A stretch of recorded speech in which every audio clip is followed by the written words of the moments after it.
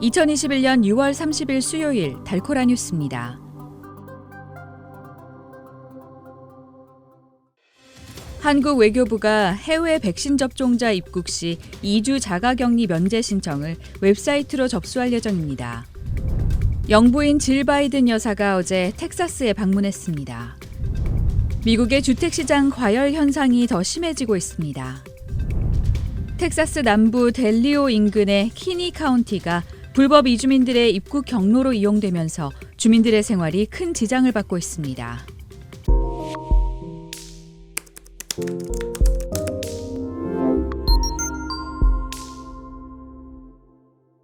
한국 외교부가 해외 백신 접종자 입국 시 2주 자가격리 면제 신청을 웹사이트로 접수할 예정입니다. 이럴 경우 한국에 직계가족을 둔 이들은 웹사이트에 신청 서류를 직접 제출한 뒤 면제서를 발급받게 됩니다. 외교부는 자가격리 면제서 발급 업무를 재외국민 민원 포털 영사민원24로 일원화한다는 방침입니다. 이렇게 자가격리 면제 서류 발급 업무를 영사민원24로 일원화하면 민원인 불편은 다소 줄어들 것으로 보입니다. 한편 주 달라스 영사출장소는 어제 약 180건이 넘는 격리 면제 신청을 받았다고 밝혔습니다. 다만 신청 한 건마다 가족까지 포함돼 처리해야 할 업무는 더 많은 것으로 전해졌습니다. 미주 제외 공관들은 수요 폭증으로 인한 업무 처리 지연을 양해해달라고 밝혔습니다. 영부인 질 바이든 여사가 어제 텍사스에 방문했습니다. 바이든 여사는 달라스 교육구의 콘라드 고등학교에 마련된 코로나19 백신 접종소를 찾았습니다. 바이든 여사의 이번 방문은 전염력이 센 델타 변이 바이러스의 확산 때문에 백신의 신속한 보급이 더 절실해진 상황에서 진행됐습니다. 바이든 여사는 이 자리에서 가족과 이웃을 보호하고 다가오는 독립기념일을 축하하기 위해선 백신을 맞아야 한다고 강조했습니다. 앞서 조 바이든 행정부는 오는 독립기념일까지 성인의 70%에게 최소 한 번 이상 백신을 투여한다는 목표를 공개했지만 최근 이를 달성하지 못할 것이라고 밝힌 바 있습니다. 한편 텍사스에서는 12세 이상의 주민 중 57%가 한 번 예방주사를 맞았고 그중 49%는 접종을 완전히 마쳤습니다. 전국에서 주택시장 과열 현상이 더 심해지고 있습니다. 어제 스탠다드앤푸어스 코어로즈 케이스실러 4월 전국 주택가격지수는 전년 동월보다 14.6% 급등한 것으로 집계됐습니다. 이는 1987년 관련 통계 집계를 시작한 이래 34년 만에 가장 큰 폭의 상승입니다. 역대 최저 수준의 주택담보대출 금리로 수요가 넘치는 가운데 시장에 매물로 나오는 주택이 크게 모자란 상황이 전국의 집값을 계속 밀어올리는 것으로 분석됩니다.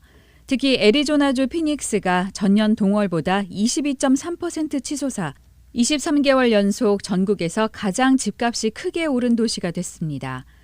또 샌디에고와 샬럿, 클리블랜드, 달라스, 덴버, 시애틀 순으로 그 뒤를 이었습니다. 부동산 중개인 협회가 공개한 5월 기존주택 매매 중간 가격은 35만 300달러로 사상 처음 35만 달러 선을 돌파했습니다. 텍사스 남부 델리오 인근의 키니 카운티가 불법 이주민들의 입국 경로로 이용되면서 주민들의 생활이 큰 지장을 받고 있습니다. 특히 이 지역에선 인신매매범을 쫓는 사법당국의 고속 추격전도 종종 벌어집니다. 지난해 키니 보안관국의 인신매매범 추격 건수는 약 70건이었지만 올해는 지금까지 벌써 25건이 넘게 발생했습니다. 키니 카운티의 브래드코 보안관은 인신매매범들이 국경 지역으로 내려와 불법 이주민 한 명당 최대 $1,000를 받고 이들을 데려간다고 전했습니다. 최근 연방세관 국경보호국에 따르면 불법 입국 관련 체포가 거의 390% 급증했습니다. 오늘의 단신입니다. 더불어민주당 잠룡 구인이 대선 레이스 채비를 마치고 대권을 향해 본격 시동을 걸었습니다. 황교안 전 미래통합당 대표가 이전에 자신은 죽었다면서 정권 교체를 위해 확실하게 한 몸을 불사르겠다고 대선 출마 의지를 비쳤습니다.